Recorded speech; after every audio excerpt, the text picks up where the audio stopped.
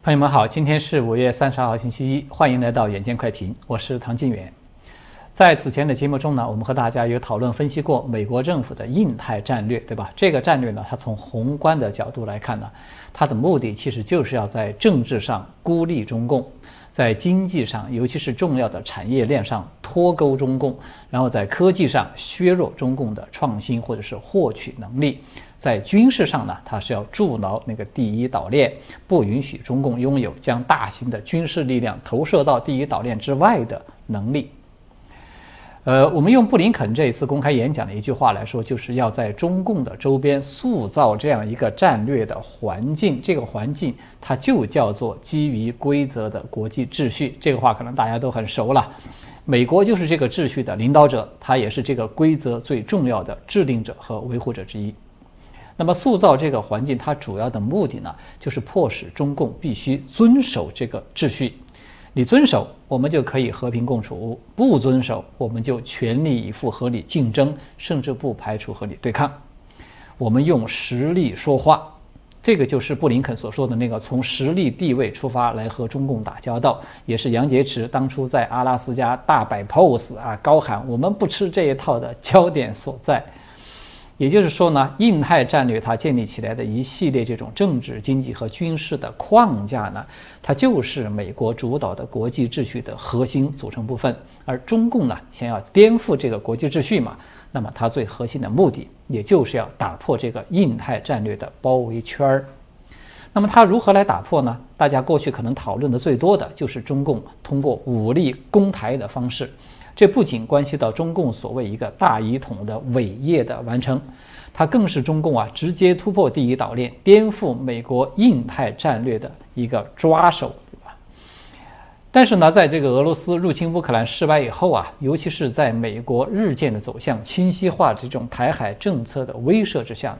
中共在短期内入侵台湾的可能性它是大幅的下降的。于是呢，我们就看到了中共开始把这种打破印太包围圈的重点转向了另一个抓手，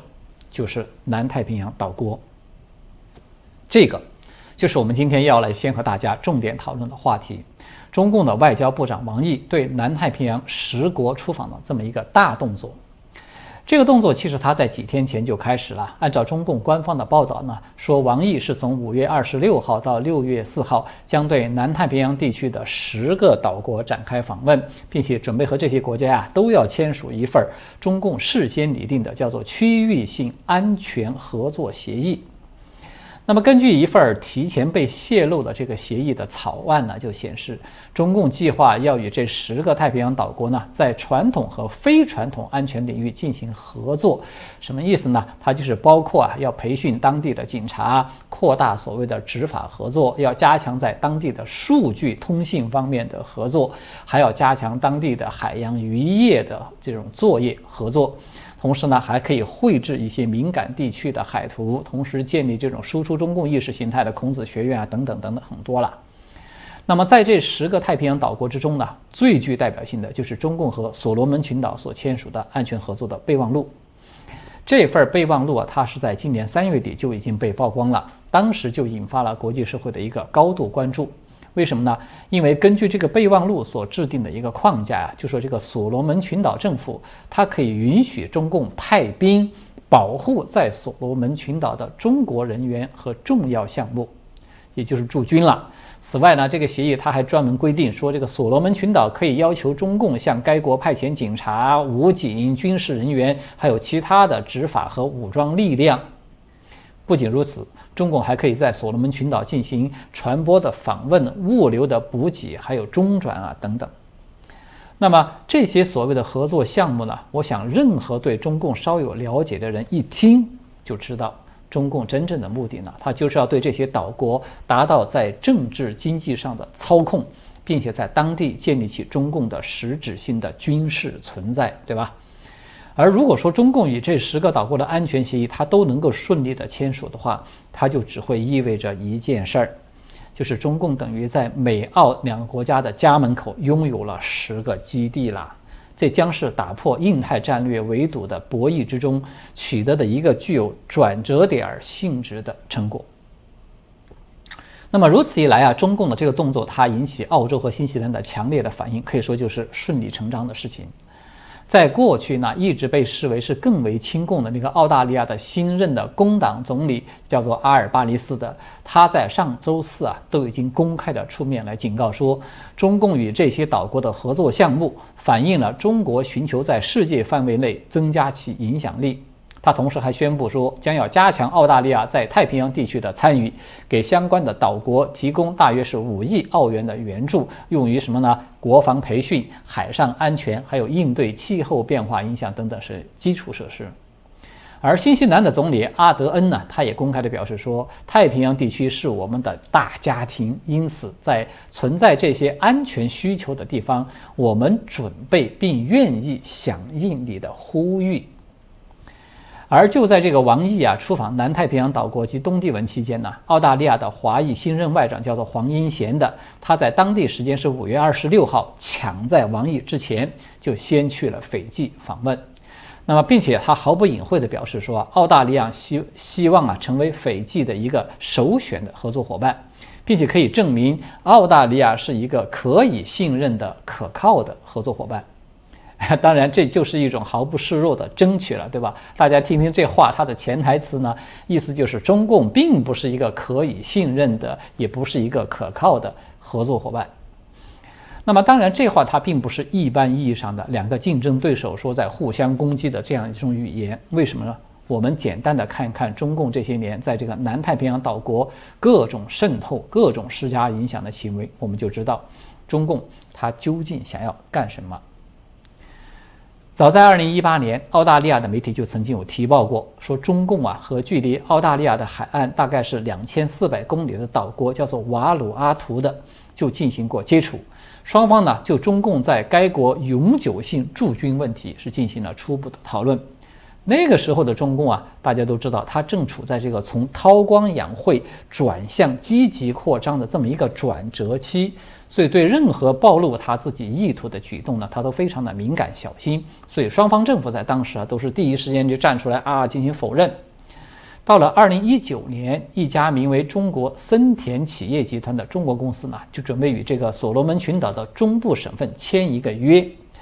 就是把该省的首府叫做图拉吉岛，这是一个岛，长期的就整个岛啊，长期租赁给该公司来进行运营。它的目的呢，表面上是说要开发一个所谓的经济特区。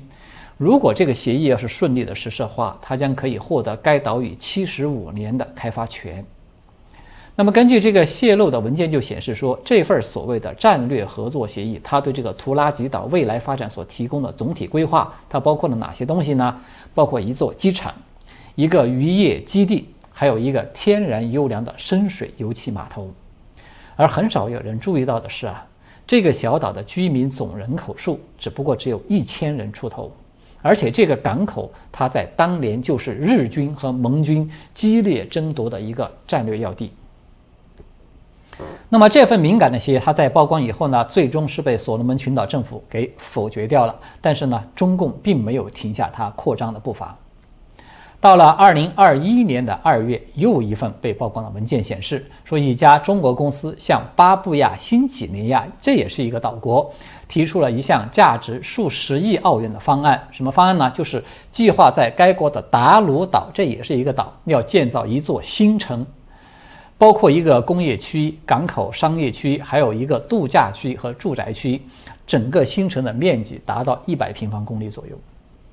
那么最后是出于对这个方案不透明的这样一些忧虑啊，该项目至今都没有获得这个巴新政府的最终的批准。那么到了2021年的5月20号的时候啊，南太平洋的另外一个岛国叫做萨摩亚政权呢，就发生了轮替了。那么新上任的总理呢，以无法负担对中共的1亿美元的基建债务为理由，就宣布说，上任以后将要搁置中共的一项“一带一路”的工程，就是在乌苏湾投资1亿多美元要修建的一个码头。仍然还是在2021年的5月，这个路透社又曝光了中共的一项尚未公开的计划。就是中共准备和南太平洋岛国，又是另外一个就是基里巴斯要进行一个合作，把当地的一个叫做坎顿岛上的简易机场和桥梁来进行升级，以恢复建设一个二战期间曾经有驻扎军用飞机的这么一个基地。这个岛上的简易机场呢，它就是当年美军在二战时候修建的。它曾经在1942年到1943年使用这个机场对日本进行过轰炸，其实还包括周边的岛屿了。直到上个世纪的60年代末的时候美国都还曾经有利用这个岛来进行一些太空监测和导弹的追踪等等这些事情。那么尽管基里巴斯政府声称说该项目仅仅是用于民用商业用途，但是呢，实际上这个小岛上它既没有淡水，也没有人居住。如果说中共要按照计划把它现有的那个机场跑道升级为2公里，那么它的长度就足以支持部署战斗机了。如果说它再进一步的升级延伸，那么它还足以支持部署一些大型的运输机和像这种海上的巡逻飞机等等。也就是说呢，这座岛屿它就将成为南太平洋上一艘永不沉没的航空母舰了。它可以为中共提供一个据点，使其可以直接的就抵达美国及澳大利亚和新西兰等等盟友的前院。所以大家也看到了吧？虽然上述这一系列的项目它要么是被否决或者是被暂时的搁置，要么是处于这种备忘录的阶段，就是还没有开始实施。但是我们可以从中共这一系列针对性极强的动作之中，就可以看到中共的战略企图是什么。因为我们简单比较一下这一系列的项目，就可以看到其中一些共同点所在。第一，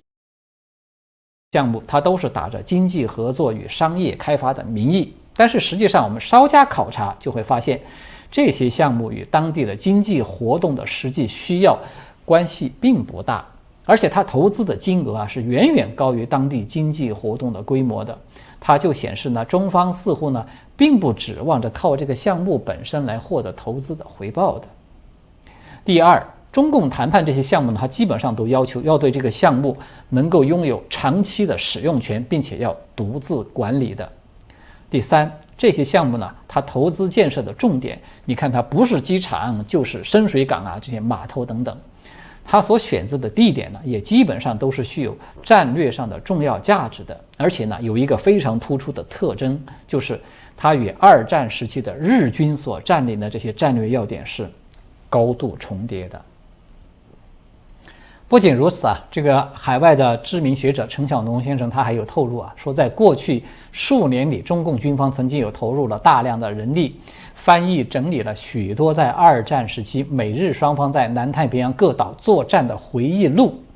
就是从各个相关岛屿的地理特点到双方的战略战术，从整个战争进程的回溯到双方后勤运输的种种的经验教训等等，它几乎是涵盖了整个南太平洋作战的所有的方面。那么我们从中呢就可以很明显的看到，就是中共它现在在南太平洋各个岛国的布局呢，它在很大程度上就是在抄当年日军的作业了。也就是说，当美国在构建一个印太战略的目的是想要把中共围困封锁在第一岛链之内的时候呢，中共其实它也在构建它自己一个版本的印太战略。也就是说，它通过蛙跳的这种方式，直接的就把可以威胁到澳洲和美国本土的军事力量呢部署到了这些南太平洋岛国上。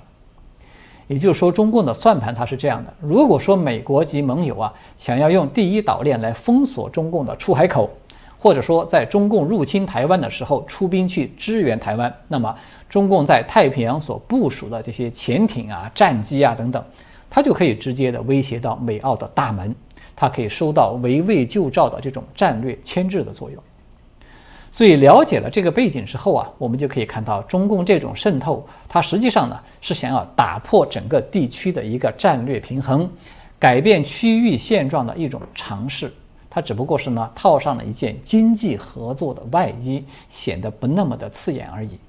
为什么我们看到这个美日澳等等国家现在总是在强调说不能够单方面改变区域现状？其实说这个话的原因就在这里。如果我们把当前的这个印太局势看成一个放大版的中国过去历史上那个战国，就可以看到美国呢，它大致采用的就是合纵这种战术，而中共呢，它在南太平洋地区的这新一轮的地缘政治的攻势，它显然就是一种连横示共的套路啊，不是示情是吧？是示共。不过呢，这个历史它也许会相似，但是它不一定会是简单的重复了。到目前为止，中共的算盘呢似乎并未如意。这一次，王毅呢，他出访南太平洋各国可谓是声势浩大的。他不但会晤了各国的首脑，还在斐济呢是主持召开了第2次中国太平洋岛国的外长会议。那么到现在为止，这个外长会议呢，它已经结束了。10个太平洋岛国的领导人呢，就发表了一份措辞温和的声明。他表示由于说缺乏区域共识，所以他们不接受北京提出的共同发展的愿景。当然，这个不排除中共它可以继续单独的和其中某一个岛国去签署一些特定的合作文件，但是呢，在整体的层面上我们可以说，中共版本的这个印太战略，它应该是遭遇到了一次严重的挫败了。好的，最后还有一点时间，我们来简要的说一说大陆清零防疫路线的一个重大变化，就是这个核酸检测费用的问题。在5月28号，针对着中共病毒核酸检测费用等等问题中共的国家医保局的有关负责人就表示说，按照国务院出台的这个疫情常态化防控工作指导意见和加快推进病毒核酸检测的实施意见，常态化核酸检测费用将由各地政府来承担。所以这个政策一出来呢，此前率先开展这个常态化核酸检测的杭州，立马就宣布说我们调低这个常态化核酸检测的频次了，把过去48小时一检呢调整为72小时一检。随后呢，也就有多地相继的跟进，都把这个核酸要求延长到了72小时。而像江西新余，它甚至把这种普通人的检测标准拉长到了10天一检，抚州也都拉长到了7天一检。除了部分地区这种检测频次降低呢，这个常态化核酸的价格它也迅速的就出现了大幅下降。